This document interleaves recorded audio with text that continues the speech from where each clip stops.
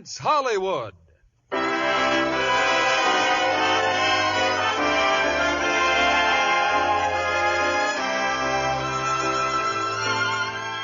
Lever Brothers Company, the makers of Lux Toilet Soap, bring you the Lux Radio Theater, starring Lucille Ball and Mark Stevens in The Dark Corner. Ladies and gentlemen, your producer, Mr. William Keighley.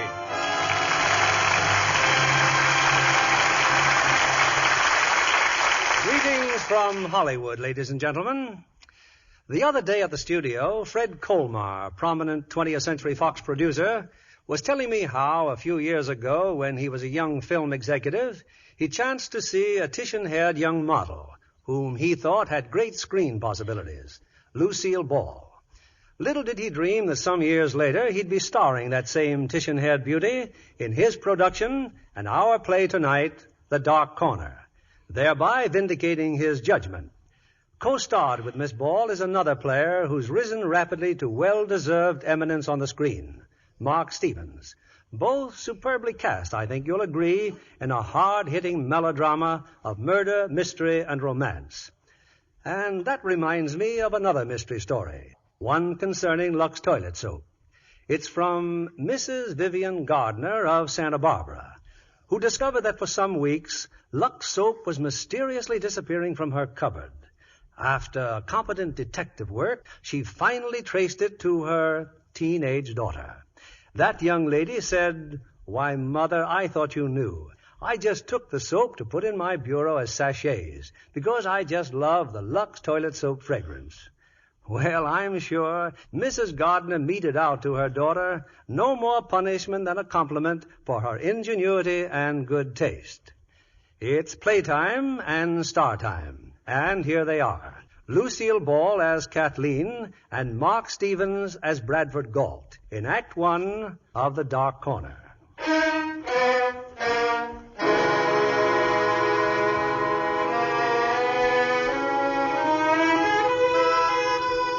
New York City, a sultry summer afternoon. In an old-fashioned office building, Detective Lieutenant Reeves is making a routine visit. Good afternoon. Good afternoon. It says on the door, Bradford Galt, private investigator. You're his secretary? Yes, may I help you? Lieutenant Reeves, Police Department. Oh. Yes, you can help me. If you know anything I want to know. Well, I wouldn't know anything you couldn't find out by asking Mr. Galt. He'll be back in a minute. Nice quality. Loyalty. How long have you been working for Galt? Several weeks. What do you know about him? I like him. Does he keep you busy? I sharpen pencils, do the typing, answer the phone, and mind my own business. Well, look who's here. Hello, Reeves. Yeah, hello, Galt. What are you working on these days? My income tax. Why? Nothing special. Last time I called on you, you were on 6th Avenue. Why didn't you tell me you were moving your office over here? Why should I? I notified the Commissioner of Licenses. Yeah, but you didn't notify me. I like to know these things, too. I've taken a professional and personal interest in you. I promised my friends in San Francisco to see that you didn't get into mischief. You're an impulsive youth, you know. Look, I got a fast shuffle out west. All I'm asking is a fair chance to work up a legitimate business. I'm playing this by the book, and I won't even trip over a comma. I hope not. Okay, Galt. I'll see you around, I guess. It's nearly 6 o'clock, Mr. Galt. I'll leave, too, if there's nothing else. There is something else. Oh? Would you mind having dinner with me? Is this part of the job? It is tonight. Working conditions are certainly looking up around here. And party your nose, honey, and let's go.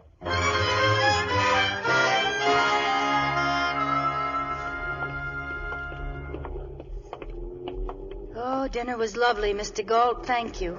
You're welcome. Say, how'd you like to go dancing? We got some great playgrounds up around 52nd Street.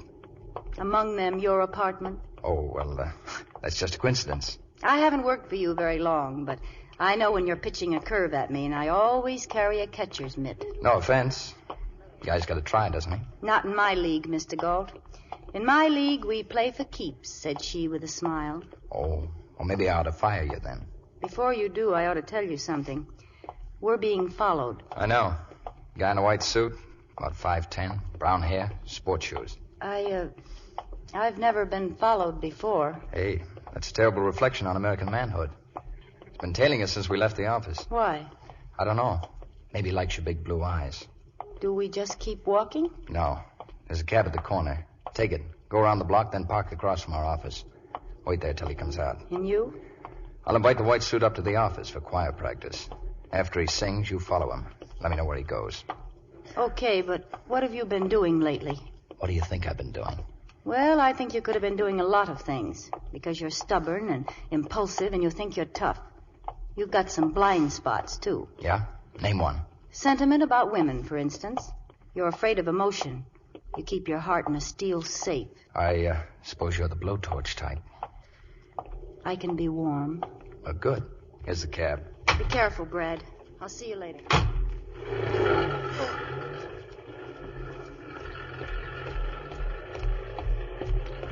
All right, Buster. Huh? Let's take a walk. Why? Because there's a gun in my pocket that says you'd better. Come on. My office is just around the block.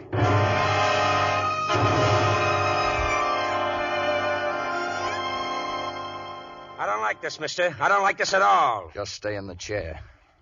You travel light, don't you? Nothing in your pockets but a roll of nickels, some keys, and your wallet. But a roll of nickels will do for brass knuckles any day. Brass knucks ain't legal. I just carry my change the hard way. What's in the wallet? $5. Oh, no. No. More than that, Buster. An identification card. Fred Foss, huh? 728 East 23rd Street. All right, Freddie. Let's play 20 questions. You give me the right answers, maybe I won't knock your teeth out. What's your racket? Same as yours, Private Dick. That's the wrong answer. We don't go on a job without a license. Where's yours? I left it home. Okay. Let me coax you. I can do it the hard way, too. How long you been shagging me? 2 days. I was climbing in your pocket all the time. Who pays the fare? A client. You know I can't tell you his name. It ain't ethical. Yeah, sure. You and me both. We're up to our ears in ethics. Hey, lay off of me. What's his name? Who's paying you? What do you have to slug me for? All right, take it easy. His name's Jardine. Come again. Anthony Jardine. Tall guy, fancy dresser, thinks he's class. Where do you live? You saw my address, 23rd Street, with my brother-in-law. What's his phone number? Chelsea, 43510. Go on. Phone him. See if I'm lying. Just stand where you are, Foss. What's the matter? No answer? Hello? Fred Foss there? He ain't here. When'll he be back? I don't know. You want to tell me something? No message. All right. Take your keys and your nickels. And if I catch you tailing me again, I'll ram that roll right down your throat. Uh-oh. Oh, now look what you've done. Knocked my ink over. Yeah. Well, maybe I'm nervous or something. All over your nice white suit. Here's your $5. Get it cleaned. Jardine's fussy about neatness. What you doing with my wallet? This I keep. I got a poor memory for names and addresses. I may want to look you up again sometime. All right, Buster, blow.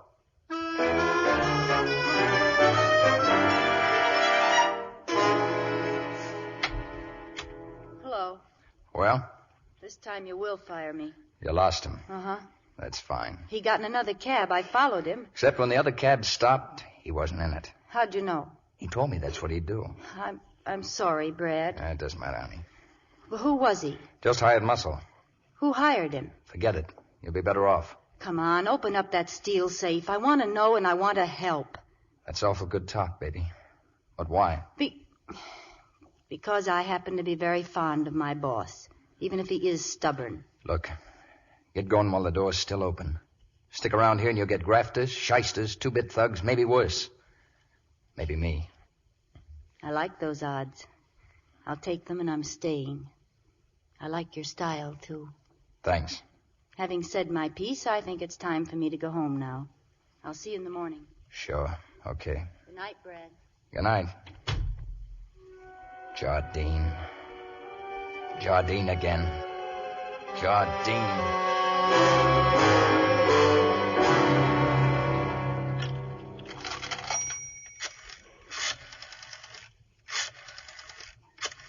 Hello, mister. Huh? Oh, beat it. Can't you see I'm phoning? It's dark in the hall. I'll turn on the light. Thanks. You're the man who rented the room, aren't you? Yeah. Here's a nickel. Go on, go to bed. It's late. Thank you. You got ink all over your suit. Wicket residence? Let me talk to Mr. Wicket. Who's calling, please? Tell him it's the man from San Francisco. Yes, sir. I told you to go to bed. Good night, mister. Hello? Wicket, Yes? I'm back at my rooming house. Well, it worked just like you said. Galt took me up to his office, pushed some muscle at me. I played softy. You mentioned the name? Jardine? Yeah. And when he heard it, it hit him right where he lived. I just thought I'd let you know. Well, I'll be in touch with you. Is that all? I said I'd be in touch with you. I'm entertaining guests. I'm very busy now. Good night. Well, looking for me, Jardine? As a matter of fact, for your wife. Where is she? Wasting her charm on those dullards in there. Shall we go in?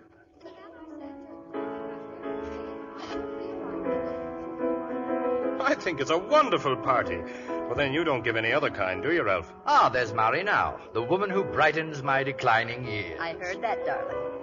Aren't you exaggerating? This is only our 3rd anniversary. You're not decrepit yet, old boy. Then why do I detect a rather tactless emphasis on that old boy? Yes, Mary and I rather think we present the perfect picture of Beauty and the Beast. You can be a beast at times, Mr. Wicket.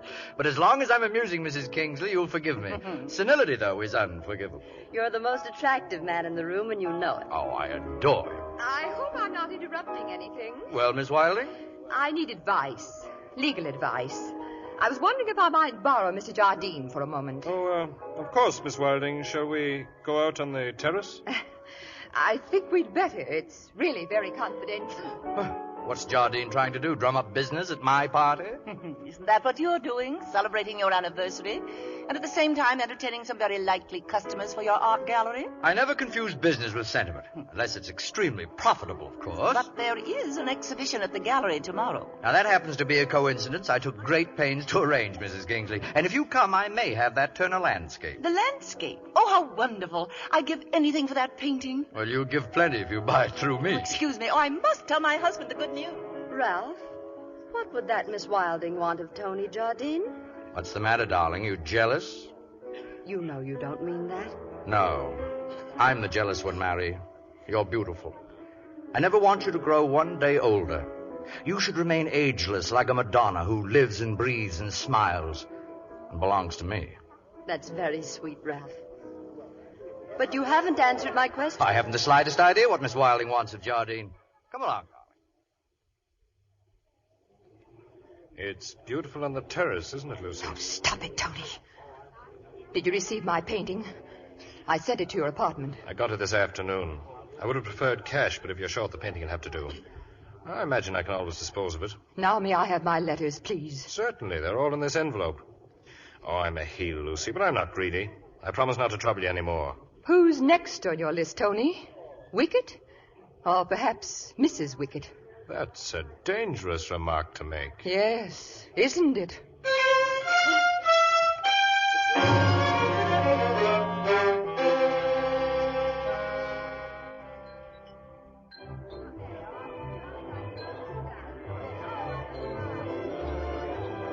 You know something, Brad? I've just decided I don't like this restaurant. What's the matter with it? It does things to you. You just sit there staring. It couldn't be the company, so it must be the restaurant. I'm sorry, baby. Still worried about the man in white? Yeah, in a way. That was 2 nights ago.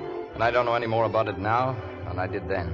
And every time I've mentioned the subject, you've told me to shut up. Oh, very politely, of course, but... Brad, what is it? Please tell me.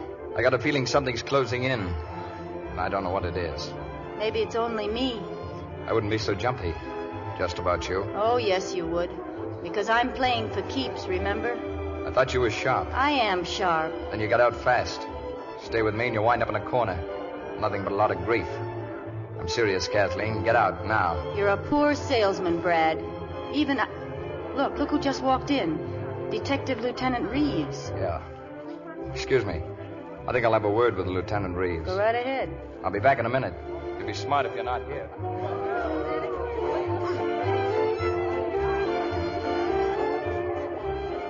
Hello, Reeves. I was going to look you up in the morning. Fine. What have you got? How much? There's a shyster lawyer in town with a swank office, but no clients. The shyster's name is Anthony Jardine. He put a tail on me. I think he wants to finish where he left off. I figured after San Francisco he'd leave you alone. I'll see that he does. Don't play too close, Gord. I won't. I'm still working by the book. Jardine is definitely not the bookish type. Yeah, I know. I just thought I'd keep you posted.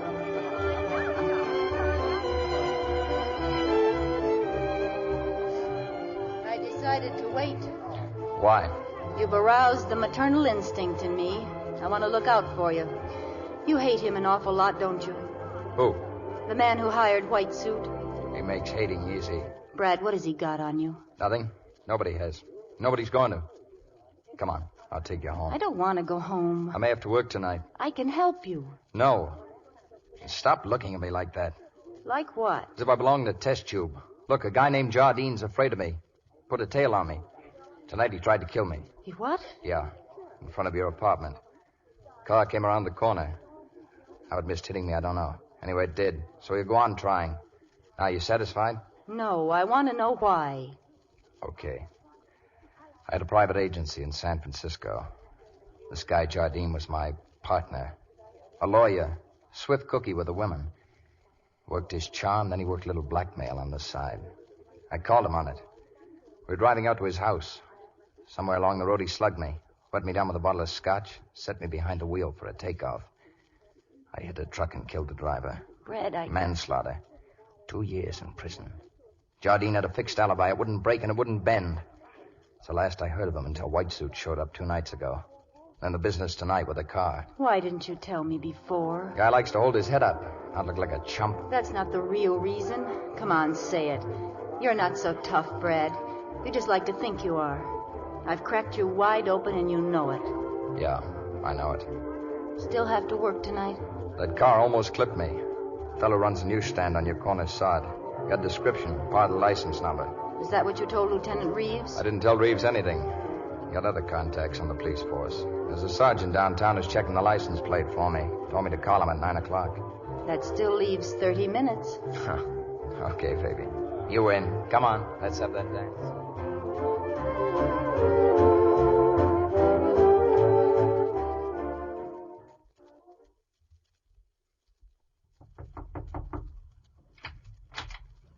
Marie. Well, come in, darling. Tony. Seems ages since you've kissed me. It is ages. Marie, aren't you taking quite a chance? I mean, coming to my apartment this time of night. You don't have to worry about Ralph. He's gone to Scarsdale. Scarsdale? Mm-hmm. He sold Mrs. Kingsley that Turner landscape. He's got to settle the deal with the man who owned it. At least, that's what he said. You don't doubt him? Of course not, darling. Anyway, I don't care anymore. I'm glad. I do want to talk to you. So strange, Tony. Ralph Wickett. He loves me. He gives me everything I could wish for. But still, it isn't enough. I know, dearest, I know. For 3 years, I've tried to stick it out with him, but I just keep sitting, listening to his paintings crack with age. I want you to take me away, Tony, please. Look, Mary, Ralph Wickett can afford you. I can't. I love you, but I've no money. It doesn't matter. I've already borrowed money from you. Do you think I want to go through life Darling, we have my jewels. They're yours. You'll take them for me, for my sake. Just tell me when we can go away. Yeah. Yeah, it'll be soon, Mary. I promise you.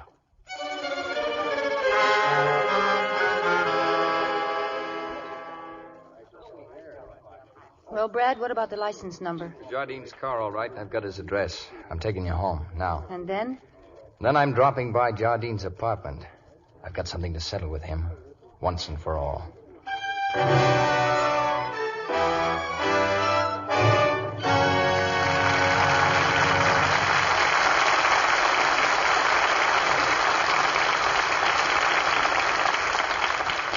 In a moment, we'll return with Act 2 of The Dark Corner. Meanwhile, here's Libby Collins, our Hollywood reporter. What's new and exciting, Libby? I saw a picture today, Mr. Keeley, that brought back a thrilling experience I had not long ago. Universal International invited me to see Walter Wange's new production, The Lost Moment. Oh, yes. Starring Robert Cummings and Susan Hayward. You know that terrific fire scene in The Lost Moment, Mr. Keeley? Yeah? Well, I was on the set at the time it was filmed. How exciting. Weren't you a little nervous, Libby? I certainly was. It was the biggest fire sequence ever attempted on a soundstage. The entire studio fire department was standing by in case it got out of control. That's where Robert Cummings does his thrilling rescue scene. Well, the flames got so high, he had to rush in before his scheduled entrance. And then the firemen went into action. I was watching the scene with Susan Hayward, and we had to move fast to avoid being drenched. Well, I hope you succeeded, Libby. Yes, but you should have seen us. Our faces were smudged with soot. Mr. Kennedy, you'll be interested in this. Susan Hayward asked me to come back to her dressing room with her to freshen up. Ah, Lux Toilet Soap to the rescue this time. Right you are, John. After an active lather facial, both of us looked and felt much better. Lux Soap Care never fails, Libby, even in an emergency. And for regular day-to-day care, there's nothing finer. Susan Hayward certainly thinks so. She's so lovely with her gorgeous red hair and flower-fresh skin. 9 out of 10 famous stars use Lux Toilet Soap for million-dollar complexions. That's quite a recommendation, Libby. Well, it's a beauty care that really works. Skin specialists made tests that proved it. For 3 out of 4 women, skin actually became lovelier in a short time. No wonder fragrant white Lux Toilet Soap is Hollywood's own complexion soap. Now, isn't that a beauty tip for women everywhere, Libby? Yes. Here's all you do. Smooth the fragrant lather in thoroughly, rinse, and pat to dry. Screen stars find these Lux Soap facials give skin fresh new loveliness. Why not try this gentle care and see? Back now to our producer, William Keeley. Our theater lights are lowered once again, and here's the second act of The Dark Corner, starring Lucille Ball as Kathleen and Mark Stevens as Galt.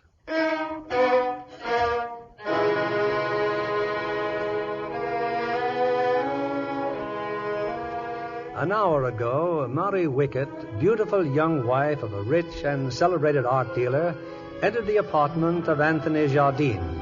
But now at Jardine's door is a second visitor, Bradford Galt. What's the idea, Galt? What do you want here? Take it easy, Tony, and keep away from that desk drawer. There might be a gun in there. I said, what do you want? We'll get to that. Who else is here? No one. Whoever it is, I like her perfume. Surprised to see me? Certainly I'm surprised to see you. Oh, I had an idea you were in New York, but... And I intend to stay in New York, alive. I got a message to deliver. From me to you. Just 2 words.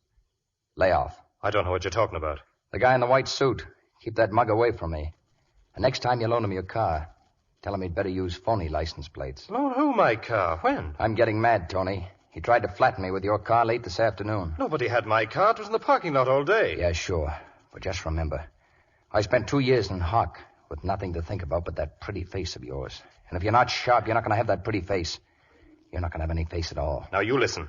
I don't know any mugs, and I haven't been after you. I didn't even know for sure you were in New York, and that's on the level. You on the level? Why, for 6 bits, you'd push your own mother out the window. I'm glad you swung on me, Tony. Even the cops would say I had a right to defend myself.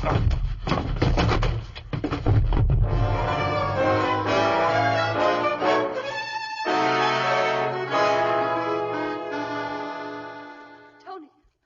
Oh, darling, are you all right? I'm all right. But who was here? Who came here to fight with you? Just forget about it, Mary. He won't bother me anymore. Well, I had to let him hit me. If I fought back, the neighbors might have heard, and with you here... Mary, you better go now. Just tell me one thing. Can we leave tomorrow night? Can we, darling? Yeah. Yes, Mary. We're expected at Mrs. Kingsley's, you know. Oh, we'll invent some sort of excuse. Wait for me here, Tony. I'll come tomorrow night as soon as I can. Hello, boss. Kathleen, what are you doing here? Waiting for you. Wish you'd speak to your landlord. What this corridor needs is a nice, comfortable chair. Oh, you've been worried about me, huh? I'm deeply touched. From the looks of you, I'm not the only one who's touched you. You should see Jardine. Well, come on in. Thanks. What happened? We talked. One thing led to another. Then he led with his right. After that, he stopped talking. Here I am. And where did all that get you? Nowhere, but I feel a lot better. Come on over here, baby, where you belong. No, thank you. If you're feeling that much better, I think I'll go home. Hey, wait a minute. What about that maternal instinct you talked about? That doesn't work after sundown. Brad, what about Jardine? You didn't find out anything about him, what he's doing? Yeah, he's a lawyer. You told me that before, but he has no clients. I heard him talking to someone when I got to his apartment. Who? A girl. Didn't see her. She must have used the back door. What does it all add up to, Brad? As far as I'm concerned, nothing. But I'm pretty sure Jardine's going to lay off me for a while.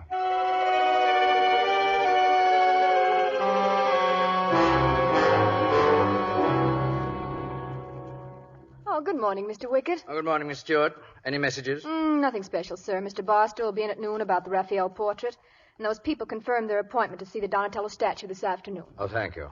Oh, if Mrs. Kingsley should call, tell her Mrs. Wickett and I look forward to seeing her this evening. I'll be in my office for a while. I don't wish to be disturbed. Yes. Well, greetings. Oh. Well, I must say you make a neater appearance without the white suit. No one saw you come in. I came through the side door as per instructions. Good. Well, what happened last night? It didn't work. Busto Crusto. What? A flop. Oh, I borrowed Jardine's car, all right, and brushed off Galt. Well, certainly Galt must have suspected Jardine. Oh, he suspected fine. He went over to Jardine's place last night and pushed him around some, but that's all. Jardine is very much alive. Yes, I know. Now, look, if you want my opinion, I think you're wasting your time. This guy Galt is a smart cookie. He ain't going to let himself get shoved into a noose. You know he saw at Jardine. You figure you can needle him into knocking Jardine off. But nothing happens. You've a better idea? Yeah. Let me take care of Jardine. Get Galt on the telephone. Try his office. Now? Here? Yes. And stop flicking your ashes on my rug. That's a genuine cash-in. Oh. Now tell Galt you're through with Jardine. Sell him a bill of goods. Tell him that you're going to... Hello. Let me speak to Galt. Who's calling, please? Tell him the name's Foss. Fred Foss. Yes, Mr. Foss, just a moment. Brad, the suit's on the phone. The man in the white suit. Hello. Hello, Galt. Got any dough? Maybe. What are you selling? I'm selling Jardine short. He's slow pay, and I like to keep moving. Well, you want to know what he's up to, don't you? For how much? I need $200 to get out of town. Suppose we talk it over here in my office. Nothing doing. My apartment, then? What time? 8 o'clock. I'll be tied up until 8. 904 West 52nd. Apartment 307. 8 tonight. And I'll tip you off. If I can't show. Alone, Galt. Just you and me. Well, that's that. Is it? How are you going to get Jardine to go to Galt's apartment? After last night, he ain't going to pay no social call on Galt just to get pushed around some more. For one thing, he won't know it's Galt's apartment. I'll tell him it's a legal matter I want him to handle for me. How do you know he ain't busy tonight? I've been very kind to Mr. Jardine. I've asked him to do me a favor. He'll do it. But you'll have to find some way of getting into Galt's apartment. That won't be tough. Have Jardine there by 7:30. I got a date with Galt at 8. Jardine will be there. You call me in the morning.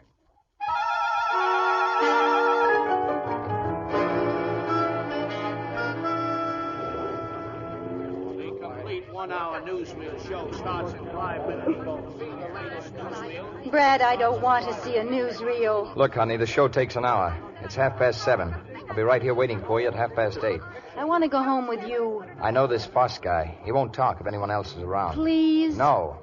All right, but you'll be sorry. I'll look for you here at 8:30. Right. And I'll tell you all about it then.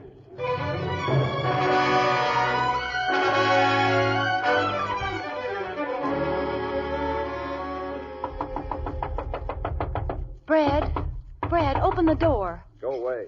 What's happened, Brad? Why didn't you meet me at the theater like you said you would? Brad, what's the matter? Nothing. Go home, please. I'll see you later at your place. I won't go home. I'm going to stay right here until you open this door. Brad. All right. Come in. What's happened? Come in. Take a look. There in front of the fireplace. Meet my ex-partner. Meet Tony Jardine. Only he's dead. Oh, no. Don't start crowding me. I haven't got the answers. But the police will find them. They're laid out like road markers running right up my alley. You've called them, the police? No, what could I tell him? Whatever you know. Brad, you didn't do this. No, honey, I didn't do it. So I called the cops. Should I tell him the truth? I left you at a newsreel theater and came straight here. And when I opened the door, somebody was waiting for me. Who? I don't know. I went out like that, with a face full of ether. Ether? Yeah, ether. And it sounds as screwy to you as it does to me. What do you suppose the cops will think? That's what happened. I woke up a few minutes ago and there was Jardine, dead. Shot? No, the poker from the fireplace. And it was in my hand. Should I tell that to the homicide squad? They'll still be laughing when they strap me into the chair. I'll get out of here. But, Brad, you can't handle anything like this by yourself. Look, don't give me that law and justice routine. The cops operate on facts. The facts are phony from here to the death cell. Now get out of here. Let me try to dope this out. Brad, all I meant was that I want to help you. I know you do. Thanks, baby. But you can't. Now beat it, please. I've got to stall for time. Got to start thinking. Brad, listen, this may sound silly, but I think the man in the white suit wanted you to spot him that very first night. Yeah, of course he did. No guy in his right mind wears a white suit on a shag job. Why'd that car almost hit me? No, Jardine wasn't out to get me. I should have known that from the start. But somebody is out to get me. Somebody who knew about Jardine and me back in Frisco. Somebody who wanted me to think that Jardine was after me. Whoever that is, he's the one who killed Jardine. And he's pinning it right on me. But who, Brad? Who? I don't know. There isn't a thing to latch on to. Well, think, Brad. Think back. I have, and I'm clean as a peeled egg. No debts, no payoffs, no angry husbands, nothing. But people just don't go around committing murder and frame-ups for the fun of it. All right, so it doesn't add up. What do you want me to do? Well, for one thing, find White Suit. You've got his address. Maybe you can get a lead. Yeah, I thought of that. It's the only thing I can do. Wait, what about him, Jardine? He stays where he is. Look, go on downstairs. Find the janitor. Tell him you've been ringing my bell and I don't seem to be at home. He'll say if I'm not here, he doesn't know where I am. It may help me frame an alibi. Where'll I meet you? Go straight to your apartment. I'll find Foss and meet you there later.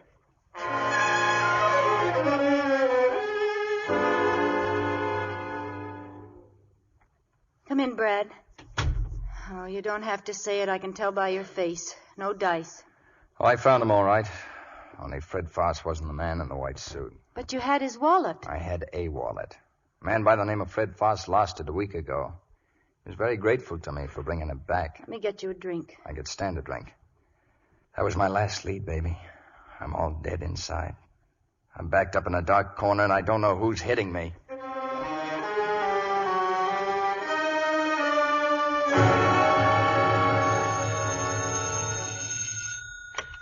Hello? Yes, this is Wicked. Well? No one saw you leave Galt's apartment. You sure? Well, that's good. Well, get in touch with me tomorrow. Same place, same time.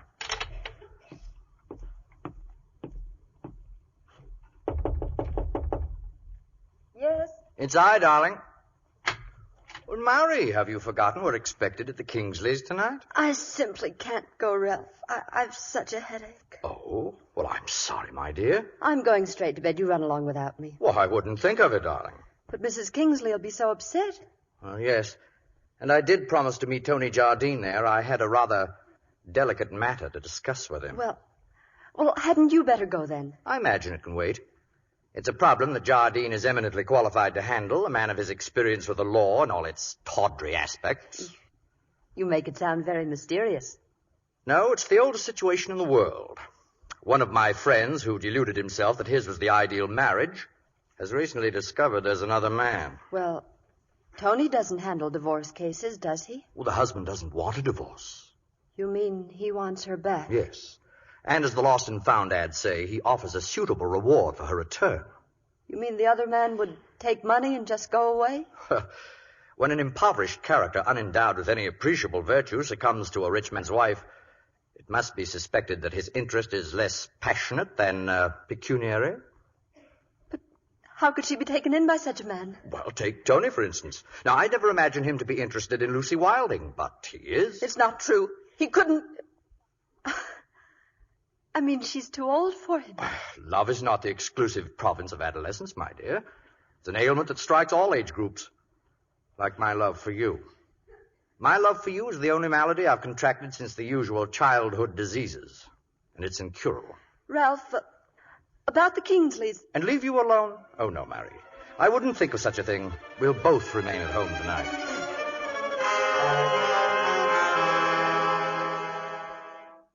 Who was it, Kathleen? At the door. Someone was just at the door. The milkman. Milkman? What time is it? 7. I told you to wake me. All I needed was a little nap. You needed a night's sleep even more than your suit needs a pressing. And what could you have done last night that you can't do now? If I only knew who was after me, it wouldn't be so bad. But how can you fight back when you don't know who you're fighting? You lick before you start. No, I know you, Brad. You're not letting anybody get away with this. Oh, don't be too sure. I could be framed easier than Whistler's mother. All right. Then we'll just sit down and feel sorry for you. Okay, but don't give me that Pollyanna routine either. About how everything's going to be fine. I'm no miracle man. When that cleaning woman comes to my apartment and hits bingo, I'm as good as cooked. Here, you'll feel better after some coffee. Thanks. Look at me. Tower of strength, nerves of steel. I'm sorry, baby. Don't worry about the tablecloth. The stain will come out. What'd you say? I said the stain will come out. The stain? The ink, baby. The ink. He spilled ink on his white suit that night in my office. What of it? He'd have to have the suit cleaned, wouldn't he? The cleaners would have his address, wouldn't they? Well, cleaning places grow on every street like mushrooms. Yeah, I know. But most of them don't do their own cleaning. They farm it out to the big cleaning and dyeing plants. Where's the classified phone book? Right in back of you. There can't be too many of them. What if he didn't have the suit cleaned? He wouldn't run around town in an ink-stained suit, I hope. That's a pretty long list, Brad. Yeah, I know, but the odds are even longer. But give me a better idea. Okay, where do we start? Just grab your coat, baby. We'll start uptown. A white suit, eh? Well, it's very early in the season for white suits. If we have one, we'll find it all right. There's a 5-spot in it for you if you do. Get moving. Sorry, lady, we've got 3 white suits, but none with ink spots. You sure this... Positive, thanks all the same. A linen suit, mister? A seersucker? Oh, we got a sort of white seersucker, but no, that's got fruit stain. You can always tell the difference. Sorry, no white suits. Yeah, we had one, but the guy picked it up yesterday. Not a white suit in the plant. Why don't you try Gordonson's? Ask for a guy named Al. He'd know if there was anyone.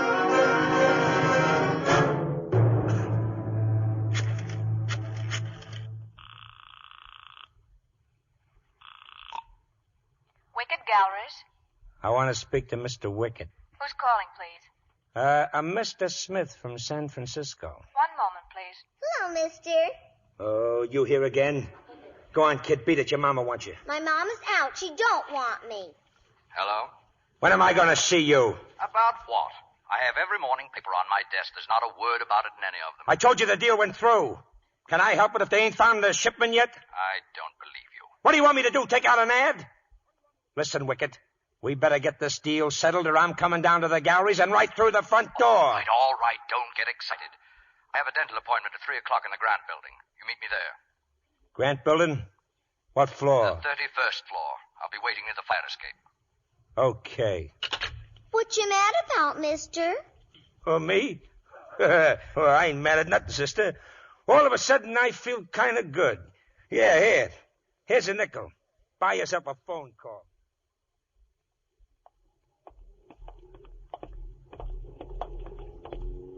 Well, Brad, where's that list of the cleaning plants? Which one do we go to next? As far as I'm concerned, the one we just walked out of is the last. It's no use, Kathleen. We've been to 1,000,000 places. I can't even think anymore. Let's get in the car. We can go to the park. Maybe when we've cooled off a little bit. Lady. What is it? I made a mistake. Yeah, so did I. No, I mean about that suit. We do have a white suit, all over ink. I don't guarantee we removed the stain. Forget the stain. Do you know who left the suit? Certainly. The name and address. Here's $10, mister. Just give me that address. In the office. Come, I'll show you.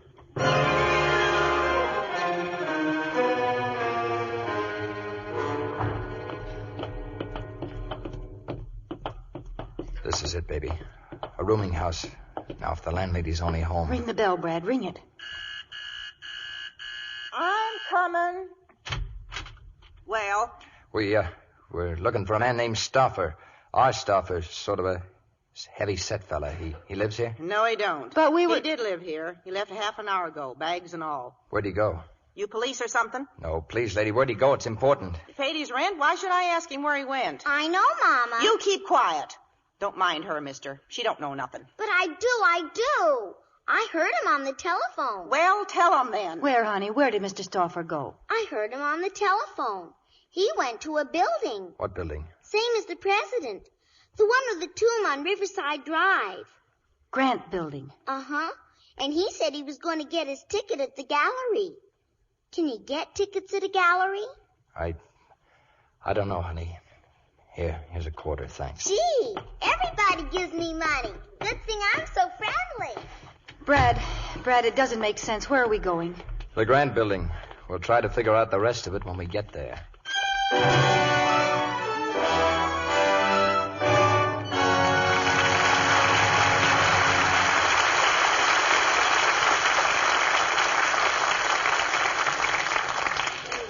We pause now for station identification.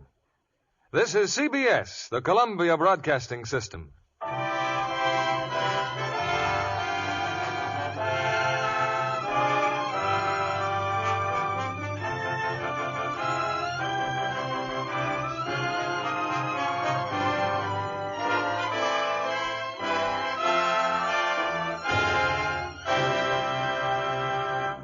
In a moment, we'll return with Act 3 of The Dark Corner. Our guest tonight, Miss Betty Ann Lynn, began her training for Hollywood in a rather unusual school. Did you ever think, Betty Ann, while you were entertaining the GIs in far-off Burma, that one day you'd be a starlet at 20th Century Fox? Well, I'd always dreamed of being in pictures, Mr. Keeley. But now that I am, I find I have much to learn. My USO experience helped me, but picture technique is quite different. You have excellent inspiration in the stars at 20th Century Fox. It's a great privilege to be able to watch our finest stars at work on the sets. I saw the filming of Darrell F. Zanuck's Gentleman's Agreement. What a grand piece of casting that is. Yes, with Gregory Peck and Dorothy McGuire as the stars of that very unusual picture. You know, their interpretation of a serious, modern problem is both sensitive and honest. Yes, and Mr. Keeley, I love to watch the filming of a costume picture, too. The sets for the Foxes of Harrow were simply gorgeous. Romantic old New Orleans. And I've seldom seen more lavish costumes than Rex Harrison and Maureen O'Hara wear. 26 beautiful period costumes were made especially for Maureen O'Hara. And she's just the one to wear them, too, with her flame-colored hair and lovely complexion. And I happen to know it's a Lux complexion, Mr. Kennedy. Well, you're not surprised at that, are you, Betty? No, indeed. So many famous and beautiful stars are Lux girls. Actually, 9 out of 10 Hollywood stars have made Lux toilet soap their regular complexion care. As well as hundreds of ambitious starlets like me. You know, Mr. Kennedy, when I was overseas, I used to hoard my supply of Lux toilet soap. I didn't want to skip my beauty care a single day. With Hollywood in mind, that was wise. Soft, smooth complexions certainly help in a screen test. I think any girl would be wise in using Lux toilet soap regularly, Mr. Kennedy. It's a complexion care that really works. Thank you, Miss Betty Ann Lynn. You've just given women everywhere a very practical beauty tip. Here's what tests by skin specialists showed. Daily care with fragrant white Lux toilet soap improved 3 out of 4 complexions in a short time. Why not let Hollywood's own beauty soap help your skin to be lovelier, too? Here's Mr. Keeley at the microphone. We conclude our play with the final act of The Dark Corner, starring Lucille Ball as Kathleen and Mark Stevens as Brad Galt.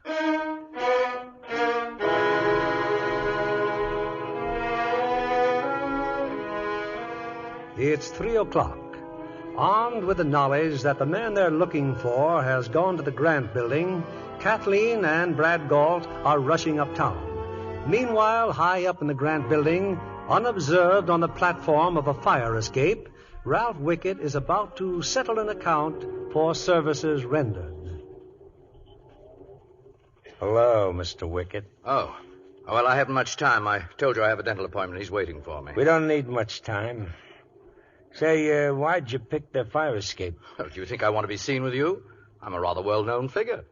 Well, don't the height bother you none? We're sure a long ways up from the street. Not in the least, but something else does. If Jardine is dead, why is it such a profound secret? You ain't up to date, are you, Mr. Wickett? What? When I do a job, I do a job. Here, I bought a late newspaper. Well, look at it. Anthony Jardine found murdered. Well, that's different. The body of Anthony Jardine, handsome young attorney. Yeah. You can read it later, see? I got a cab downstairs waiting for me. So, where's my dough? Oh, yes, of course. It's here in this envelope. I came directly from the bank. I didn't have a chance to count it. Let's see now. There's 100, 2, 3. Oh, I'm sorry. Throwing your money away, huh? It's okay. I'll pick it up. You know it. Hey, what are you trying to do? Let go! Let go of me! Ah! Sorry, Mr. Stoffer, but after all, it's only justice. You did kill Jardine.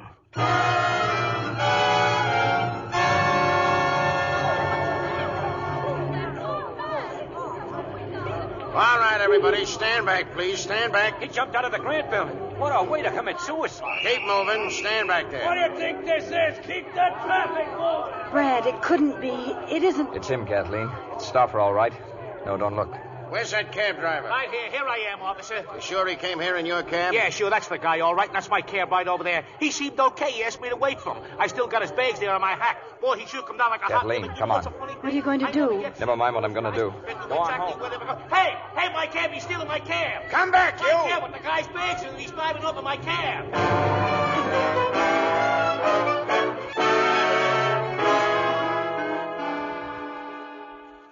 I steal a cab, drive 5 miles with the cops chasing me for what? 2 bags, full of clothes. Not a letter, not a card, nothing. What'd you do with the cab, Brad? They'll find it in the park. Now the trail stops cold on a Fifth Avenue sidewalk. He'll never even be identified. But you've got to keep pitching. You'll get a break. What more break can I ask for? The cleaner found the suit, gave us Stoffer's name and address. The kid tells us Stoffer's gone to the Grant building. Look, I may be stupid, but I know when I'm licked. Well, I'm not licked. Nobody asked you to be. You're not either if you use your head. Think hard. What else did that child tell us? Nothing that made sense. Well, what was it? Oh, something about tickets at the galleries. Okay, figure that one. Tickets at the galleries. Tickets for what?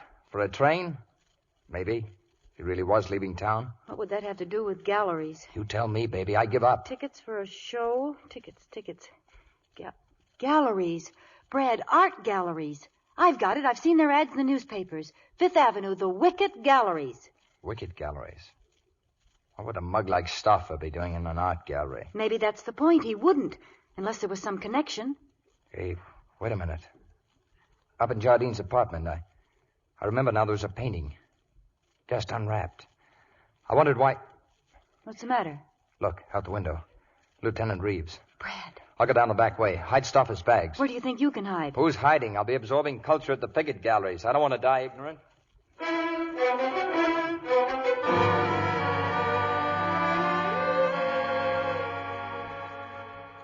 Good afternoon, sir. Oh, good afternoon. Yeah, got a lot of nice paintings here. Is there anything in particular you'd like to see? No, not especially. Just looking around. Well, it's almost closing time. I just thought if I could be of any assistance... Well, maybe you can. I'd like to ask you some questions. Of course. I was wondering if Mr. Johnson had been in lately. Johnson? Yeah, he works for an insurance company. You know, they specialize in insuring works of art, things like that. I don't believe I know him. A big, beefy fella. Broken nose. Wears a white suit even though it's early in the season.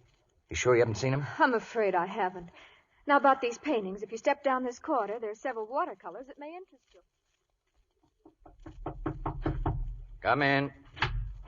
Yes, what is it, Drummond? Should I close the vault, Mr. Wickett? Everyone gone? Just one customer, sir. Miss Stewart's with him now. All right, you can leave, Drummond. I'll go down and lock the vault myself. Good night. Good night, Mr. Wickett.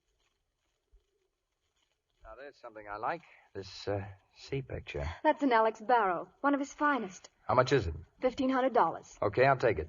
By the way, who owns this place? Mr. Ralph Wickett. Ian? Yes, I believe he's still here. And I realize this small sale doesn't entitle me to any special consideration, but I'd like to see him. Why, certainly. If you wait here just a moment, please.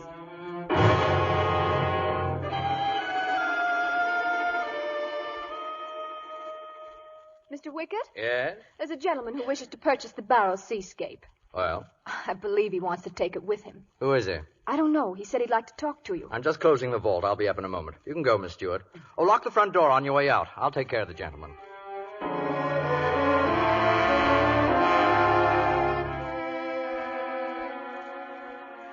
Mr. Wickett's downstairs at the vault, sir. He'll be with you right away. Oh, thanks. Well, if you'll excuse me then, I'll run along. Sure, go right ahead. Good night. Ralph? Ralph, is that you? Mr. Wickett's downstairs. Oh, I'm terribly sorry. I thought you were my husband. I just came in the side door and I... Mrs. Wickett? Well, I believe we have a mutual acquaintance. Yes? Anthony Jardine. Oh, he's a friend of my husband's. Have you seen him lately? No, not for several days. But who are you? Why do you ask me that? It's obvious you haven't seen the afternoon papers. Jardine's dead. He's been murdered. Murdered? Oh, no. That's what I came to see your husband about. You see, he killed him. Oh. Hey, Mrs. Pickett. Oh, I'd like a light. Okay, sister, suppose you just stretch out here on this bench. How dare you touch her? Keep your hands off her. Oh, wicked, huh? It's good to see you out in the open at last. Cut you down to size. Way down. I don't think you've ever met me, but you've certainly been using me. My name's Galt. Strange, Mr. Galt, but seeing you here causes me to revise my opinion of you. It's gone up. I suppose your hands go up, too. You heard me, Mr. Galt. That's better. Now, shall we go downstairs? What for? For our little chat. I prefer privacy. Mary will be all right, I'm sure. You came to see me, Mr. Galt, about a seascape, Miss Stewart said, and Alex Burrows. Well, actually, I'm more interested in a piece of modern art. Tony Jardine? I never handled anything as worthless as a Jardine. I know. You mishandled it. Did I? It was found in your apartment. Perhaps it was delivered to the wrong collector. You sure you can't claim it? Positive. Actually, this Jardine really belongs to you. You commissioned an artist to have it done. Did I, Mr. Galt? Somebody had to pay that muscle artist to kill him, or didn't you ever pay off? Maybe you just launched Stoffer off the fire escape so he'd get what was coming to him. An imagination like yours should be confined. Get in there, Mr. Galt. Get in the vault. You sure you know what you're doing? You're a criminal. I've apprehended you. What about your wife? She knows now that you had a boyfriend bumped off. Do you think she's going to keep quiet? What my wife thinks or does is no concern of yours. Leave her out of it. Jardine's body was found in your apartment, and that ends it. Oh, no, it doesn't. It nowhere near ends it. You pinned the evidence on me, but when the police finish digging, they'll find you had a much better motive. Now, that's the only sensible thing you've said. Brought to trial, our respective motives would make an interesting case, but unfortunately, you won't be around to hear the decision. Ralph. Mari, put down that gun. Are you insane? You'd better kill me first, Ralph. Because if you don't, I'm going to kill you. Mari, darling, you don't know what you're doing. Evil. You're all evil, Ralph. You should die. Mari!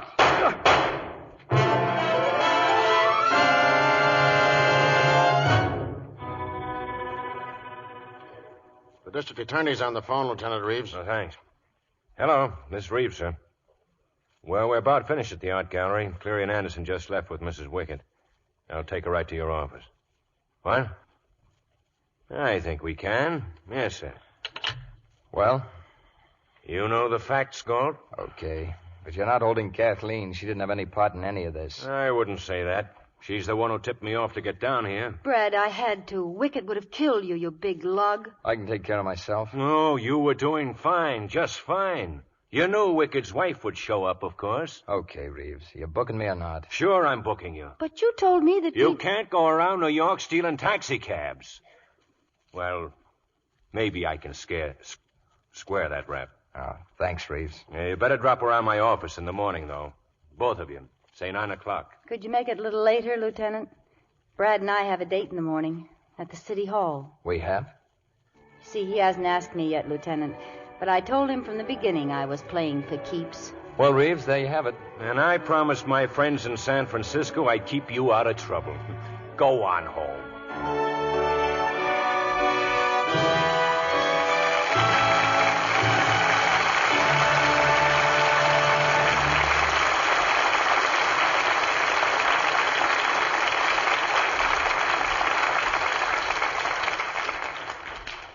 As the curtain falls on Act 3, we bring our stars out from the dark corner where they acquitted themselves so brilliantly and invite them to the footlights for a curtain call. Lucille Ball and Mark Stevens.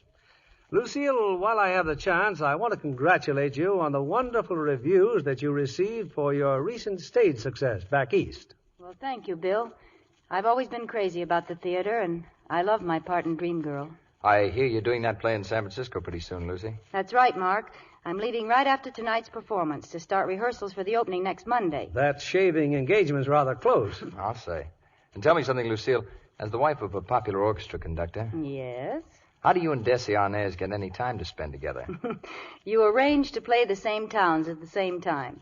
Desi will be playing in San Francisco all the time I'm there. Yeah, that's a very smart arrangement. And I'm sure that when you put in an appearance, Lucille, theater-goers will be properly envious of that lovely Lux complexion. Thank you, Bill. I hope so, because Lux Soap and I spend plenty of time together. I wouldn't be a day without it. Seems to me I've heard a lot of screen stars say that same thing. Mark, I understand you're going to be an FBI man in your next production at Fox.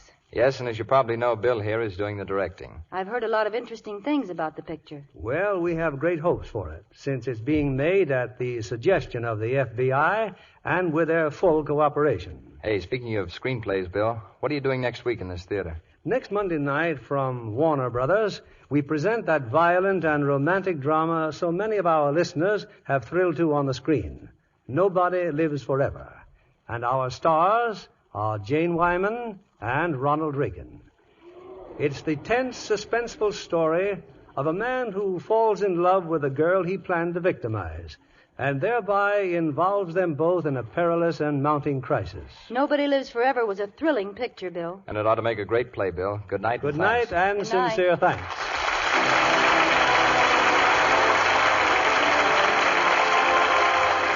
Lever Brothers Company, the makers of Lux Toilet Soap, join me in inviting you to be with us again next Monday evening when the Lux Radio Theater presents Ronald Reagan and Jane Wyman in Nobody Lives Forever. This is William Keeley saying good night to you from Hollywood.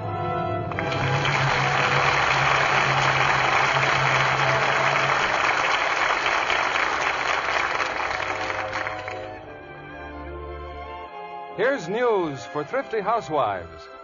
Dealers now pay much more for used kitchen fats. So save and turn in every pound you can. You'll help yourself, you'll help your country, too. Here's what government officials say. It is still necessary to conserve every pound of fat, since the overall fat supply situation is little better now than it was last year. Yes, the worldwide supply of fats and oils is still critically short. Your salvaged kitchen fats are needed to make thousands of essential articles we use in our daily lives. So keep on saving. Remember, your butcher now pays you more for every pound you turn in. Mark Stevens appeared by arrangement with 20th Century Fox, producers of Forever Amber. Heard in our cast tonight were Joseph Kearns as Wicket, Wally Mayer as Foss, Dan O'Herlihy as Jardine, Fay Baker as Mari, and Bill Johnstone, Truda Marson, Janet Scott, Lois Corbett, Norma Jean Nilsson, Noreen Gamil, Eddie Marr, Stanley Farrar, Herbert Butterfield, and Cliff Clark. Our music was directed by Louis Silvers. This program is rebroadcast to our men and women overseas through the worldwide facilities of the Armed Forces Radio Service. Our Lux Radio Theater production of The Dark Corner has come to you with the good wishes of the makers of Lux Toilet Soap, Hollywood's own beauty soap. The complexion care used regularly by 9 out of 10 lovely screen stars. They depend on this fine white soap for the gentle, beautifying care million-dollar complexions must have. This is your announcer, John Milton Kennedy, reminding you to join us again next Monday night to hear Nobody Lives Forever with Jane Wyman and Ronald Reagan. Pepsodent won by 3-1. Yes, by an overwhelming average of 3-1, families throughout America who compared toothpastes they were using at home preferred new Pepsodent with Irium over any other brand they tried. They said new Pepsodent toothpaste tastes better, makes breath cleaner, makes teeth brighter. Yes, with families who made comparison tests, Pepsodent won by 3-1. Be sure to listen next Monday night to the Lux Radio Theater presentation of Nobody Lives Forever with Ronald Reagan and Jane Wyman. Stay tuned for My Friend Irma, which follows immediately over most of these stations. This is CBS, the Columbia Broadcasting System.